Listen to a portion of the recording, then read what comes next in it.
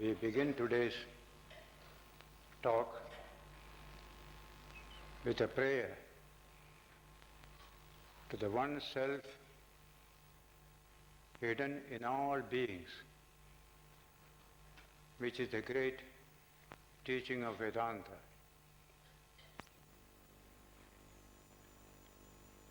The subject of today's talk is Adi Shankaracharya and an untouchable. I was very much fascinated by a composition of Shankaracharya, very popular, known as Manisha Panchakam, 5 verses on wisdom. Manisha, wisdom or conviction. That stotra came out of an incident in Shankara's life. That has to do with today's subject. And so I shall share with you this beautiful Manisha Panchakam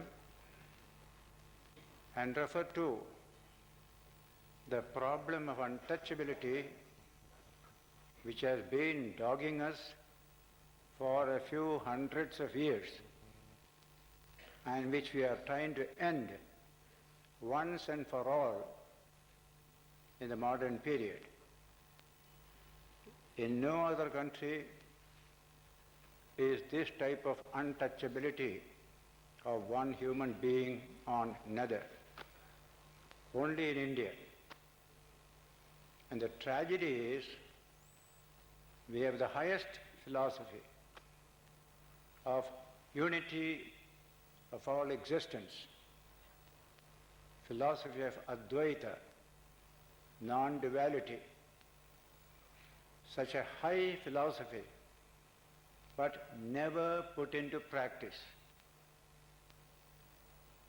All sorts of narrow ideas came to us in our social life. Separatism between groups and groups, high caste, low caste. Along with that, this curse of untouchability and something more, unapproachability, unseeability also.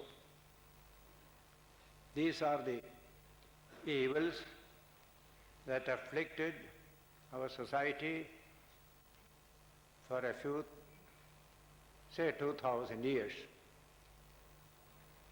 Beginning with very beautiful ideas of organizing society into groups, the whole system became crusted and absolutely stagnant, with tremendous injustice involved in it. That is the evil of untouchability and caste pride, caste superiority, etc. Now here is one incident in the life of Shankaracharya. That was about 1200 years ago.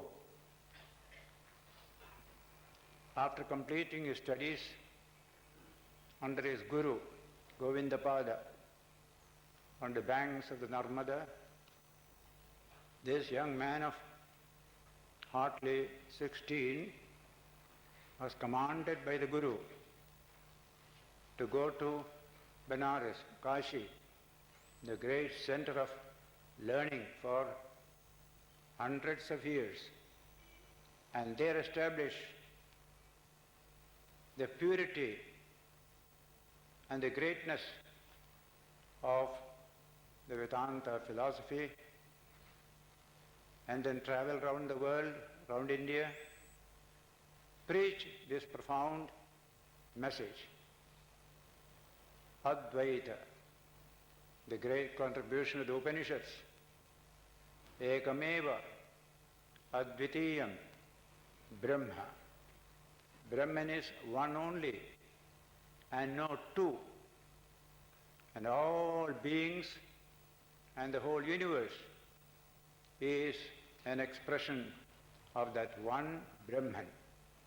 That means we are all one. Separatist ideas are due to ignorance. That is the great teaching of the Upanishads. We have studied it for so many weeks together here. The profoundest ideas that were ever promulgated by the human mind. They are the Upanishads. To establish the authority of the Upanishads in India so that Indian life may be high, Shankara went to Benares and then he wrote his famous commentaries, etc. But while living in Benares, one episode took place which demands our attention today. After taking bath in the Ganga, along with his disciples, he was coming towards Vishwanath temple, Kashi Vishwanath temple, Shiva temple. Now this story is narrated by biographies of Shankaracharya. There are several of them, but the most important one is Shankara Digvijaya by Madhava Vidyaranya, who was a helper in the founding of the Vijayanagar Empire, minister of the two brothers, the kings at that time. Later on became Sringeri Guru. His brother was a great commentator on the Rig Veda, Sayana by name. Now, this book contains this narration. There is no real historical writing of Shankara's life. Already 3-4 centuries have passed before Madhava Vidyaranya came on the scene. So a lot of mythology, miracle, all these things you will find plenty mixed up. But the broad tenor of his life, we can see through the narration. It is a masterly narration. This particular scene has been very well described with a little bit of mythology introduced, which to my mind spoils the humanistic beauty of the whole episode. That I shall refer to when we deal with the episode itself. In the narration of Shankara's life, our author begins this episode with this statement I said earlier, coming from Ganga after bath and going to Vishwanath temple. On the way, he met with a Chandala on the roadside, an untouchable. Now, this untouchability had gone deep into the bones of the people of India, that even a man of wisdom, man of Advaitic realization, even he becomes subject to it. That is the story you get here. It only shows that this particular evil has gone so deep inside that it will take quite a long struggle to completely eradicate it from the human mind in India. And that is what we are doing in the modern period. And that is why this episode is of great significance to us. The text says, introducing the story, Satya Acharyasya Gamane Kadajit Muktidayakam Kashi Kshetram Prati Saha Gauriya Margetu Shankaram. The mythology is introduced here that Shiva and Parvati met Shankara on the roadside in the form of an untouchable. That is how the storyteller puts it. Why? We cannot imagine that a Shankara can undo untouchability, because it is so part and parcel of our thinking that though Shankara met an untouchable, he cannot be untouchable. He must be Shiva and Parvati in some form. That is the thinking, what you call the mythifying tendency of a human story. Take away the myth, the human story is most inspiring. So I am putting it to you from that point of view. Antyavesha dharam, he had taken the vesha, the dress of a untouchable. Drishtva, what did Shankara say? Get away, get away. That's what you tell to the untouchable. Get away from the road. I have to pass by. Gacha, gacha. Iti cha abravit. Shankara told this to that untouchable. Here it is a couple, Shiva and Gauri, as the author puts it, or as we today will say, the untouchable and his wife were on the road. And we say, get away, get away. It is so common in our society. 50 years ago, in Kerala, I have seen, get away, gacha, gacha, is a constant utterance of high-class people going on the road, always afraid some untouchable may be lurking here and there. The madness that we had at that time, we cannot imagine today, because a good deal we have overcome.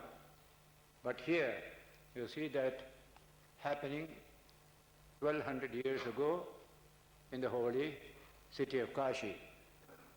Shankara sobe chandala tam punah prashankara. That Chandala, who was also Shiva himself, told to this Shankara the following. Very interesting. If you remove the word Shiva, the Chandala told this to Shankaracharya, it will be a human story. And that is what must have likely happened. But because of our mental prejudices, we cannot imagine that he could have come in touch with an untouchable, entered into a conversation like this. So now comes, what did the Chandala say? Chandala told Shankaracharya, his own Vedanta, Shankara's own Vedanta, Chandala also knew. You have seen all over India, you can see the ordinary untouchables and low-class Shudras and all that, they can speak Vedanta. They hear various expositions of people here and there. They gather a lot of this through songs and all that. So it is not something unusual that an untouchable could speak Vedanta. So what kind of Vedanta he spoke? He spoke Shankara's own Vedanta to Shankaracharya. What did he say? Here comes a beautiful verse. अन्नमयाद अन्नमयम अथवा चैतन्यमेव चैतन्यात् द्विजवर दूरीकर्तुं वाञ्छसि किं ब्रूहि गच्छ गच्छेति. Why do you say get away, gaccha gaccheti? I want to know. Do you refer to this body, this Annamaya body consisting of food? Annamaya kosha is called the body. So you want this Annamaya kosha must get away from your Annamaya kosha. Do you mean that? Annamayad Annamayam, or Chaitanyameva Chaitanyat. There is Chaitanya in me, Chaitanya in you. You want to see that this Chaitanya gets away from your Chaitanya? We want to know what exactly do you mean? Annamayad Annamayam athava Chaitanyameva Chaitanyat. Dvijavara, oh great Brahmana, Durikartum. You want to ask him to go far away. Durikartum. Vanchasi. You desire it and say, Gaccha gaccheti. Get away, get away. That is number one. The second sloka contains some more Vedanta. It says, Kim Gangambuni Bimbite Ambaramanau Chandala Vati Payaha Pure Chantaramasti Kanchana Ghati Mrityu Bhayo Ambare Pratyas Vastuni Nistaranka Sahajanandavabodham Budhau Viproyam Shvapachoyam Ityapi Mahan Koyam Vibheta Brahmaha. Koyam Vibheta Brahmaha. Where from has come this delusion of separateness in your mind? Chandala is asking. Ko ayam Vibheda means distinction, separateness, Brahmaha, this delusion. Where from has it come? Then he takes two examples. Gangambuni, the waters of the Ganga. Bimbite, the sun is reflected in the waters of the Ganga. Ambaramanau, Chandala Vati Payaha. Or there is a little streak of water by the house of a Chandala. The sun is reflected in that water. Does it make any difference to the sun reflecting in this Ganga water, reflecting in this dirty water? Does it make any difference to the sun? He is asking. Kingam Gangambuni Bimbite Ambaramanau Chandala Vadi Payaha. Paya is water. Or Pure Chantaramasti is a Kanchanavati Mritkumbhayor va Ambare. Is there any difference where the space or Akasha existing in a golden vessel and in an ordinary mud vessel? Is there any difference between these two so far as space is concerned? That is the second example. Purecha antaramasti Kanchana Ghati. Kanchana, golden, Ghati, pot. Similarly, Mrit, made of, same pot made of mud. So, Ambare. Ambara means Akasha.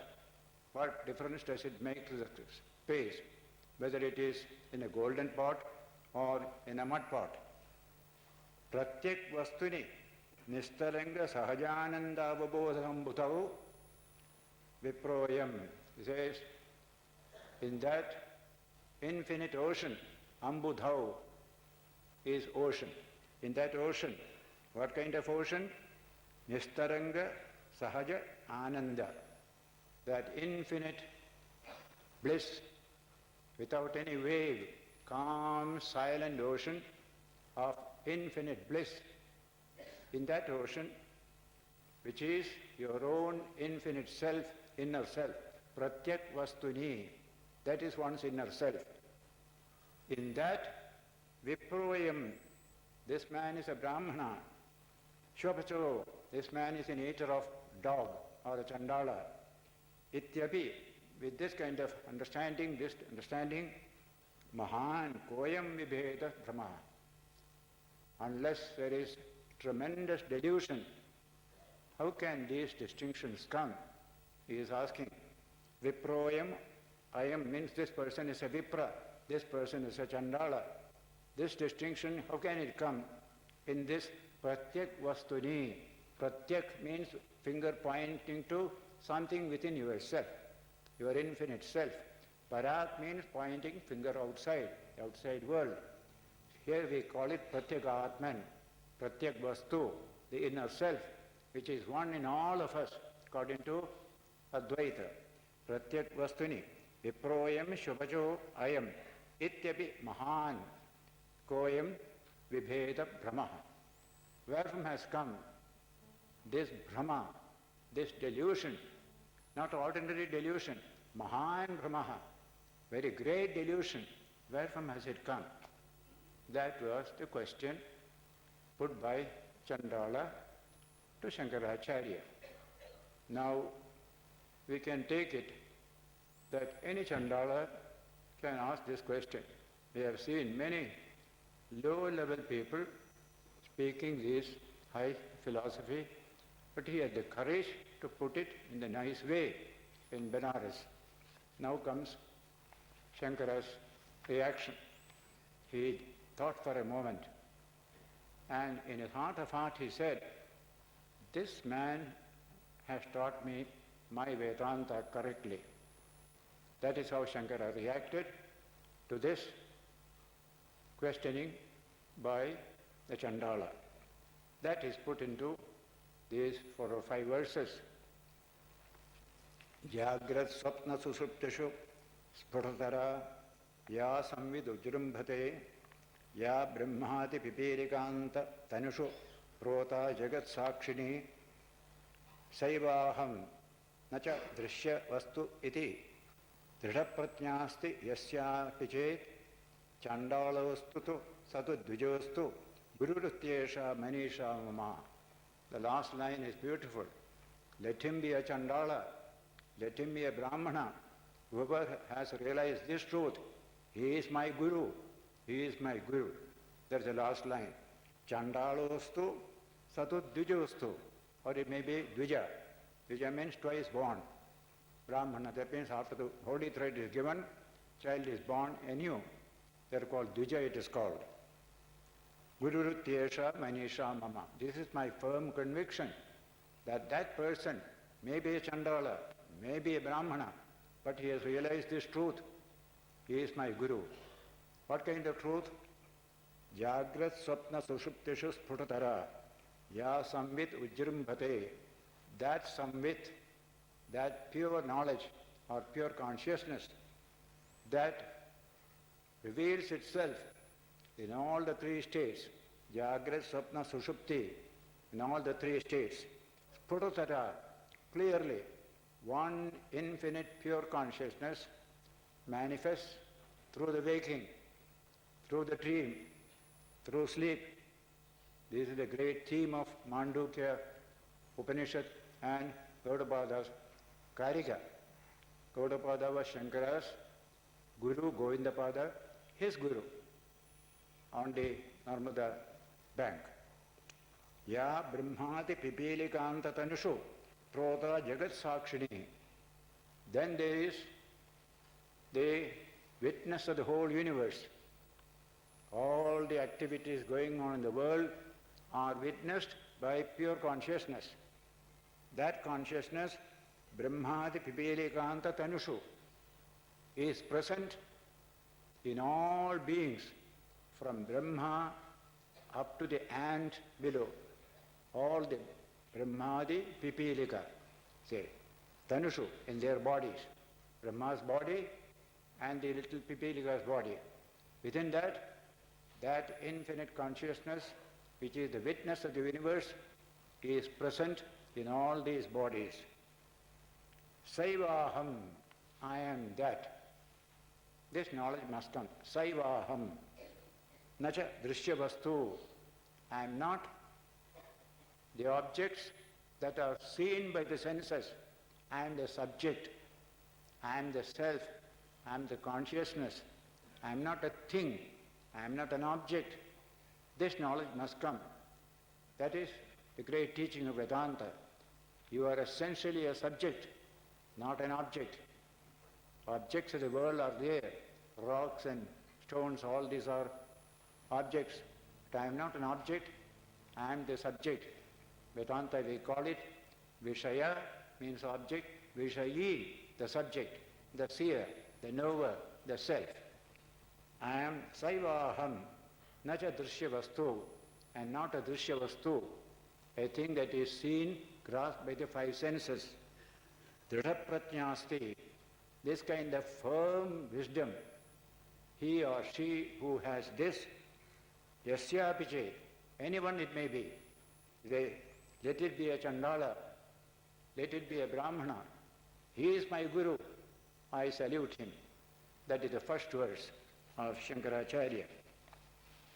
The second one, Brahmaivahamidam Jagatya Sakalam Chinnamavistarikam Sarve Jaitatavidyaya Vidyaya Shesham Maya Kalpitam.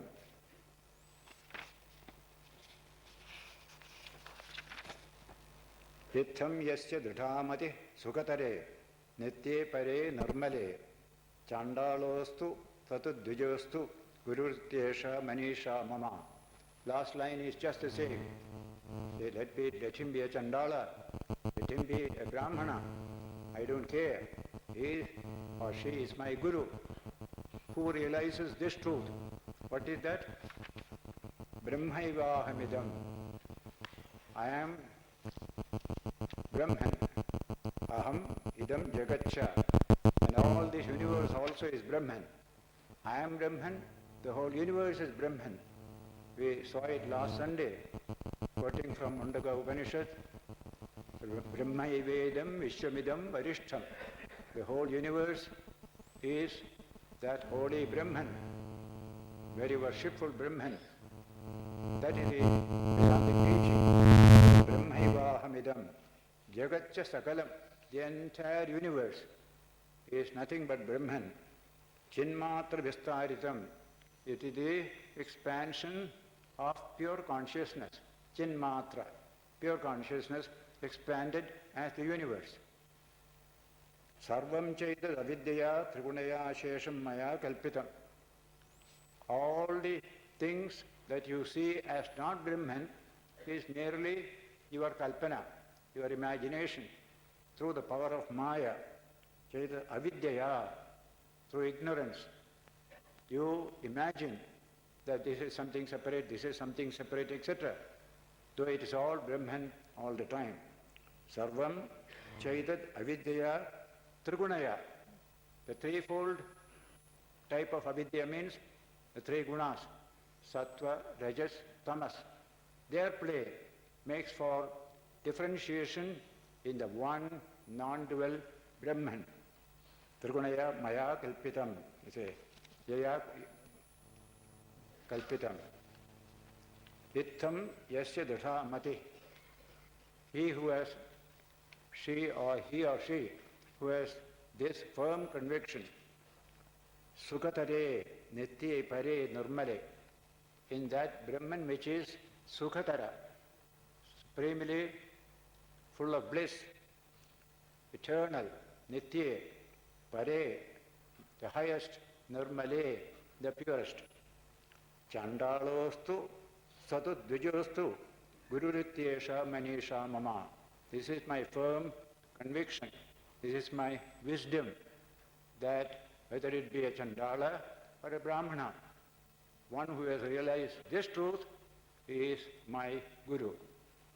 Then, Shashvan Nashwarameva Vishwamakhalam Nischintya Vacha Guru Nityam Brahma Nirantaram Vimrashata Nivyaja Shantatmana Bhotam Bhavija Dushkritam Pradahata Saminmaye Pavake Prarabdhaya Samarpitam Swavapurityesha Manisha Mama. This is my firm wisdom or conviction. Esha Manisha Mama. What is that? Shashvan Nashwaram Eva Vishwamakhilam. The whole universe is constantly Nashwara, means destructible, constantly getting destroyed. Nothing is stationary. It is born, it dies. It's born, it dies. The whole universe is Nashwara. Shashvat, day after day you can see everything is born, dies, born, dies. Shashvam, Vishwameva Nikhilam, Vishwamakhilam. Nishchitya Vacha Guru. This determination comes to you from the teaching of the Guru, the words of the Guru. Nityam Brahma Nirantaram. What is Nityam? Permanent, eternal. He is Brahman. Nirantaram, continuous, without a break in it. Nirantaram. Vimrishata. Those who think of this, Nirvyaja Shantatmana, with pure and calm mind. Shantatmana, Nirvyaja, without any vyaja, without any trick, open, free mind. Bhutam bhavija dushkritam. Whatever is past and future, dushkritam, bad doings, bad karmas, pradahata, we burn all of them. All actions, good or bad, all past and future, we burn away. Samvit maye pavake, in the fire of pure consciousness. One who burns away all this in the fire of pure consciousness, prarabdhaya samarpitam swavapuhu, giving this body over to the prarabdha. It continues till prarabdha is worked out. Karma has three divisions: agami, sanchita, prarabdha. One that is now functioning, those samskaras are called prarabdha. One that is just stored below the mind with itself. He is my Guru. What kind of development he has achieved? Yat tiryang nara devatabhi rahida braham birhamityantas purad grikhyate.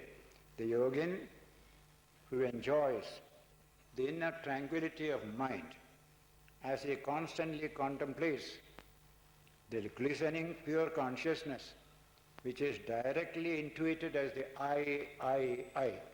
The real I is that infinite Samvit. What we ordinarily know as our I is that limited by the genetic system. But so far as this person is concerned, he realizes the I as that pure consciousness. That exists within the lower animals, in men and in gods. This I exists in all of them. Is a consciousness through whose luster alone shine the mind, senses and the body. It is that consciousness that makes the sense organs, the mind and the body alive, vital, with a sense of life in it. That consciousness is behind all this. So, all devoid of consciousness in themselves. Body has no consciousness. Sense organs has no consciousness. Mind has no consciousness. It is the consciousness behind all of them that is called Samvit, that gives consciousness to all these various organs of the human system. It is that, like the orb of the sun. Consciousness is like the orb of the sun. It is beclouded by the very objects which it illuminates.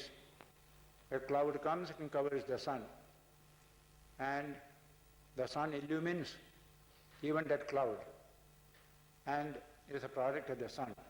Similarly, this senses, mind and body, these are all the product of pure consciousness, and it hides that consciousness within us. That is what is happening in our everyday life. This is my conception of a guru, the one who knows this truth of that Samvit, which does all this. That person is my guru, says he in verse 4.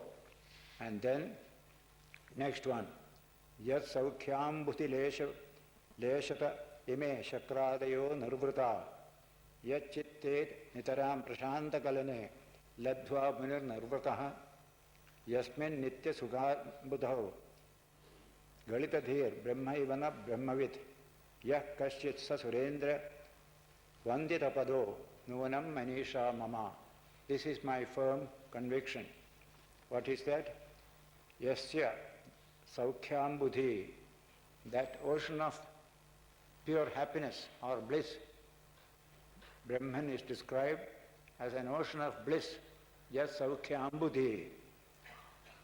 From that, lesha leshataha, an extremely small trickle of that pure consciousness ocean satisfies gods like Indra and all others.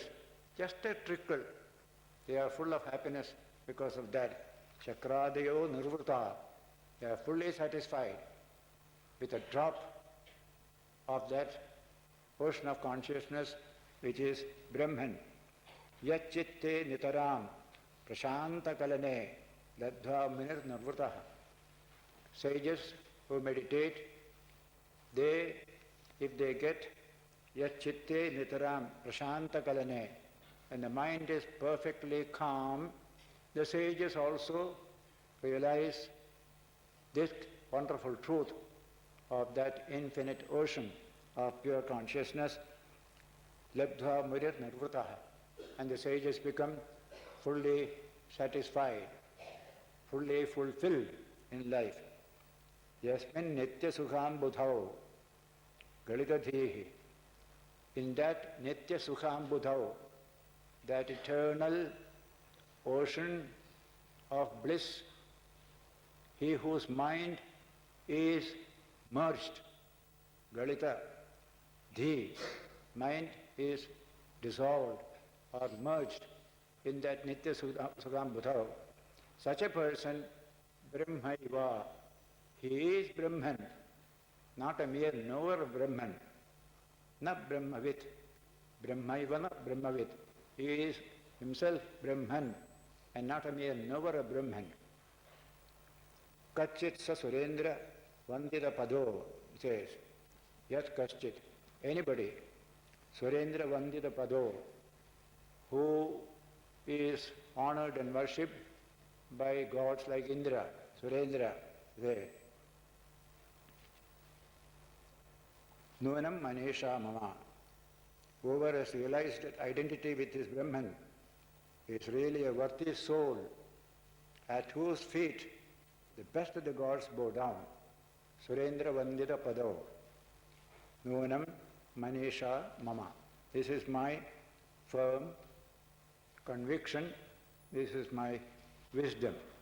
These are the 5 verses of Shankara and 2 of the Chandala, which is called Manisha Panchakam. Now, this particular subject is interesting, that a man like Shankaracharya, an Advaitin, who knew everything is Brahman, even he was affected for a minute by this curse of untouchability. How powerful it is on the human mind in India. In history is especially significant for this, that this time this particular evil will be wiped away completely from Indian society. It has been dogging us for centuries together. Millions of people have been treated worse than animals. And today we had 2 great teachers who came and taught us to practice this Advaita, not merely talk about it. That was Sri Ramakrishna and Swami Vivekananda.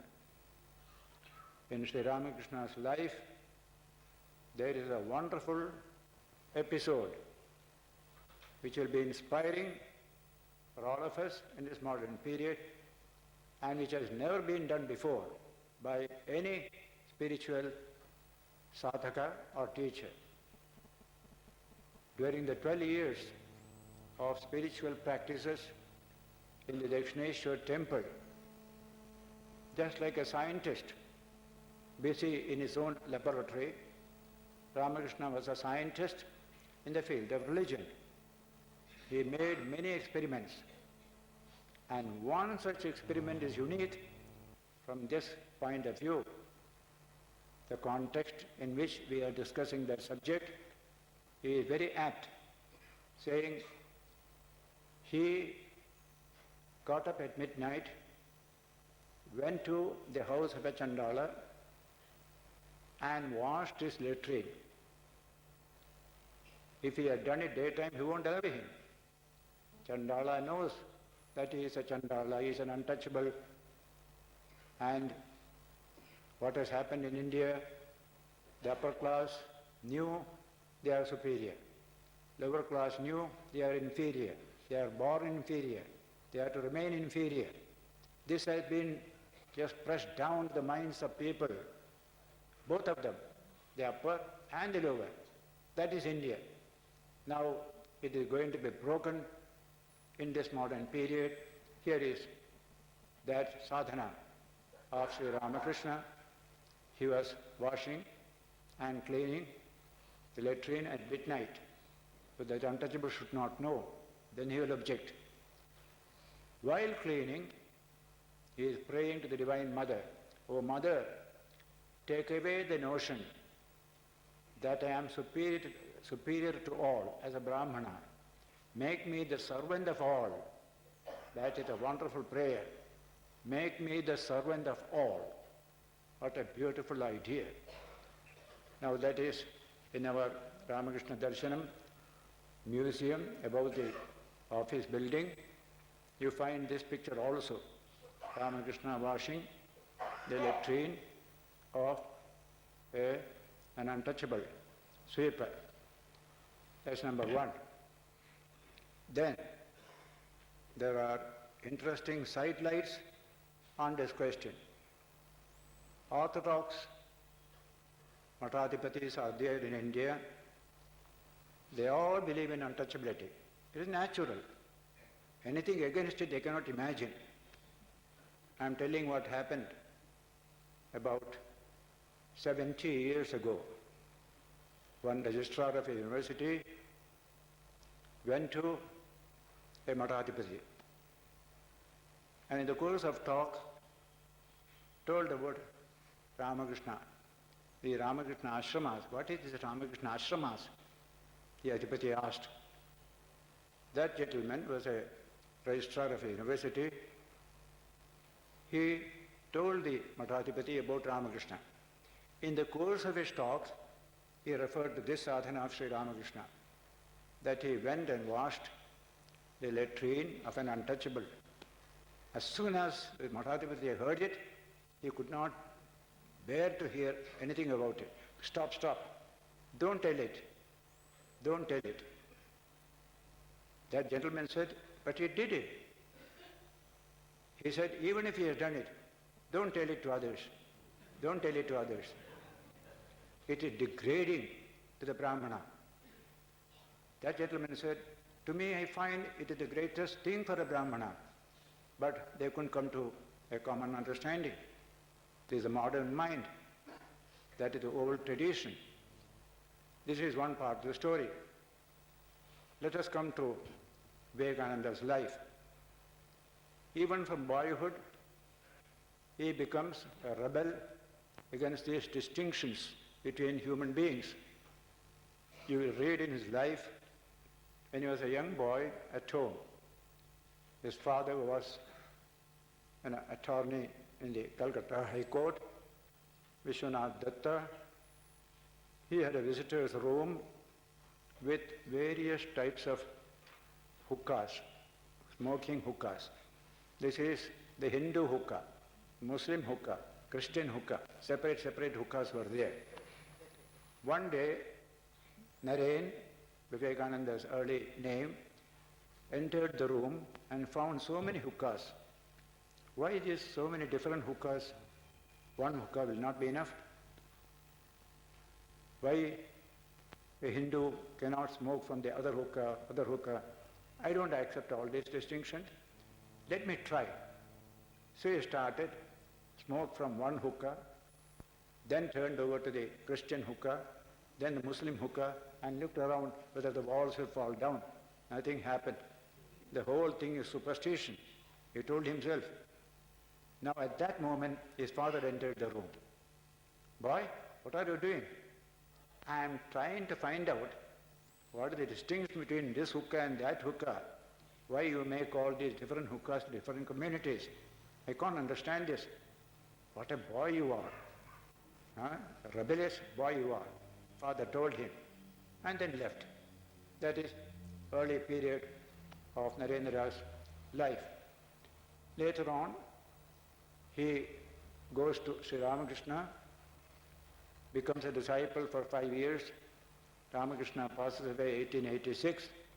Swamiji goes around India as a Parivrajaka, whose centenary we are now observing. The Kanyakumari Kendra is doing that yatra from Calcutta, all the places Swamiji went, finishing all they are just now reached Bangalore and Mysore, and slowly through Tamil Nadu, Kerala, Kanyakumari in December.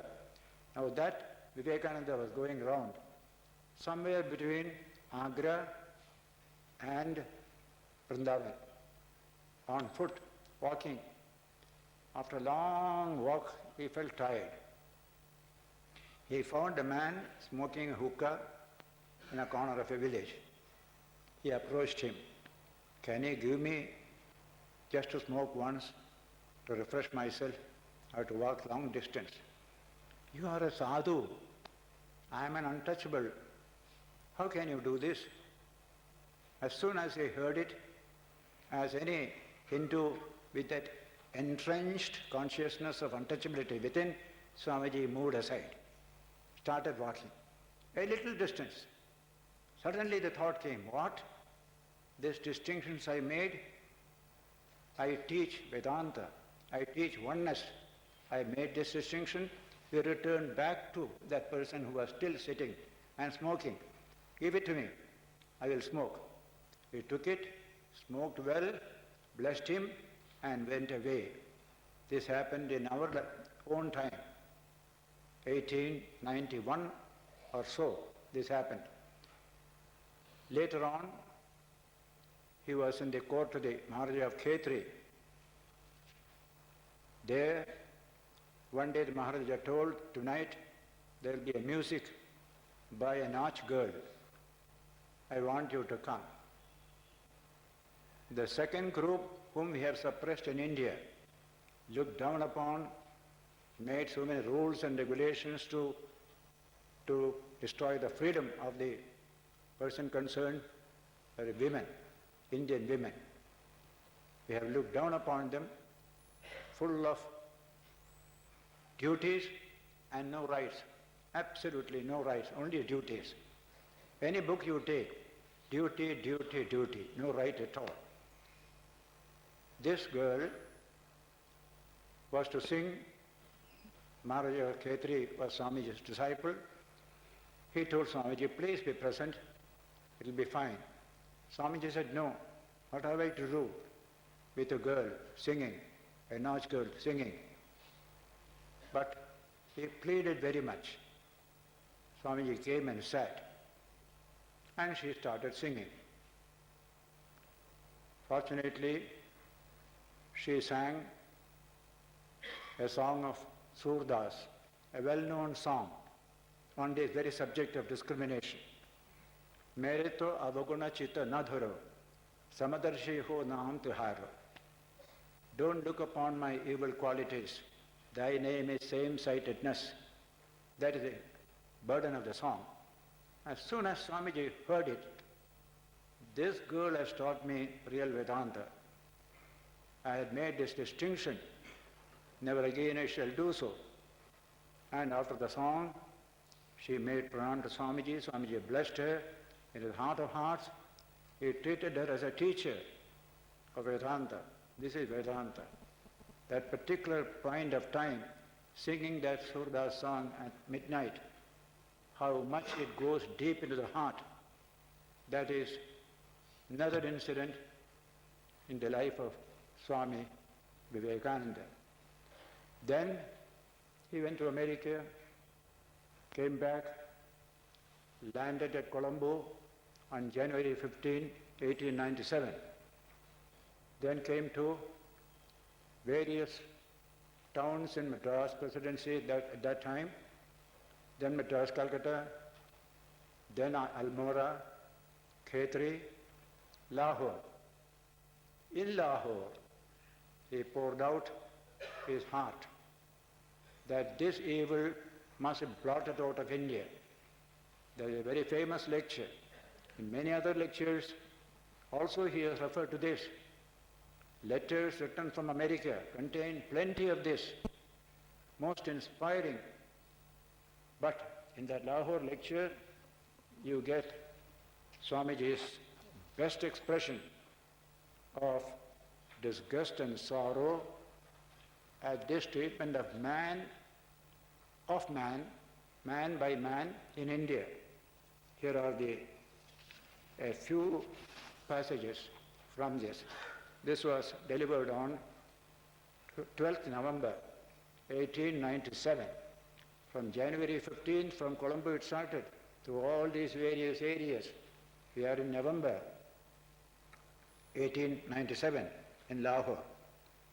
And then the subject is Vedanta. Swami Ramatirtha was a professor at that time. He helped to organize these meetings. All communities had come to the meeting, a crowded meeting, and it's a very long lecture, nearly more than 2 hours. He spoke, pin drop silence, people enjoyed. Wonderful English, wonderful ideas, modern, progressive ideas. Naturally, it will attract the people. He says, hey, in this country of ours, the very birthplace of Vedanta, our masses have been hypnotized for ages into that state of slavery. To touch them is pollution. To sit with them is pollution. Helpless they were born. Hopeless they must remain. Hopeless they were born. Hopeless they must remain. And the result is that they have been sinking, and they have come to the last stage to which a human being can come. For what country is there in the world where man has to sleep with the cattle? And for this, blame nobody else. Do not commit the mistake of the ignorant. The effect is here, and the cause is here too. We are to blame. Stand up, be bold, and take the blame on your own shoulders. Do not go about throwing mud at others. For all the faults you suffer from, you are the sole and only cause. Young men of Lahore, understand this, therefore, this great sin, hereditary and national, is on our shoulders. There is no hope for us. You may make thousands of societies, 20,000 political assemblages, 50,000 institutions. These will be of no use until there is that sympathy, that love, that heart that thinks for all. Until Buddha's heart comes once more into India, until the words of the Lord Krishna are brought to their practical use, there is no hope for us. Where is the heart here to build upon? No sooner do we start a little joint stock company than we try to cheat each other, and the whole thing comes down with a crash. You talk of imitating the English and building up as big a nation as they are. but where are the foundations?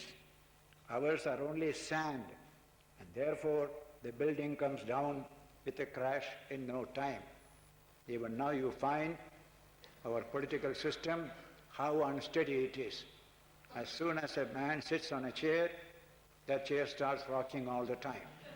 That is what we are even today, in spite of 40, 50, 45 years of independence. Therefore, young men of Lahore, raise once more that mighty banner of Advaita, non-duality. For on no other ground can you have that wonderful love until you see that the same Lord is present everywhere. Unfurl that banner of love. Arise, awake, and stop not till the goal is reached. Uttishtata, Jagrata, Prapya Varan, Nibodhata of the Kathopanishad. Arise, arise once more, for nothing can be done without renunciation. If you want to help others, your little self must go. In the words of the Christians, you cannot serve God and Mammon at the same time. Have Vairagya. Your ancestors gave up the world for doing great things to help. At the present time, there are men who give up the world to help their own salvation. Throw away everything, even your own salvation, and go and help others. Hey, you are always talking bold words, but here is practical Vedanta before you. Give up this little life of yours. What matters it if you die of starvation, you and I, and thousands like us, so long as this nation lives? The nation is sinking. The curse of unnumbered millions is on our heads. Those to whom we have been giving ditch water to drink when they have been dying of thirst, and while the perennial river of water was flowing past, the unnumbered millions whom we have allowed to starve in sight of plenty, the unnumbered millions to whom we have talked of Advaita and whom we have hated with all our strength, the unnumbered millions for whom we have invented the doctrine of Lokachara, called usage, to whom we have talked theoretically that we are all the same and all are one with the same Lord without even an ounce of practice. Yet, my friends, it must be only in the mind and never in practice, is what Orthodox people tell you. Wipe off this blot.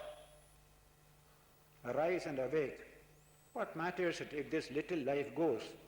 Everyone has to die, the saint or the sinner, the rich or the poor. The body never remains for anyone. Arise and awake and be perfectly sincere. Our insincerity in India is awful. See what he said. Our insincerity in India is awful. What we want is character, that steadiness and character that make a man cling on to a thing like grim death. That is a wonderful passage of the Vedanta lecture in Lahore.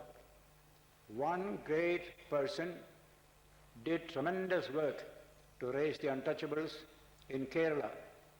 Kerala, which Swami Vivekananda visited in 1893, and he found not only untouchability but unapproachability, and you to go and take a bath.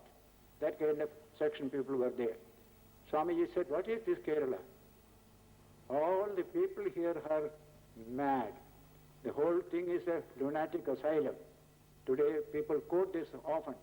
That Kerala undertook a tremendous reform of this system through one great teacher, Sri Narayana Guru, himself coming from the untouchable class, a Ayurvedic doctor.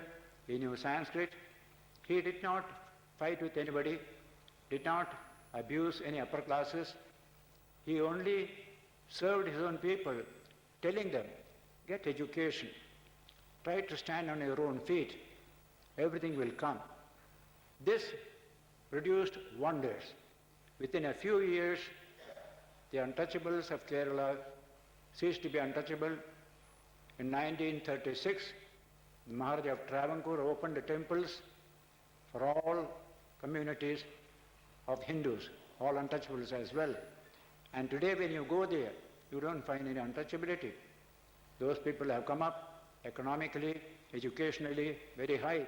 A non-political approach, purely spiritual and social, educational, through Narayana Guru Swami, made possible this great work. He was a great Advaitin, honored by upper classes and lower classes both. Passed away sometime in 1928. Now that is the story of Kerala. The whole of India needs to understand this way of raising the common people.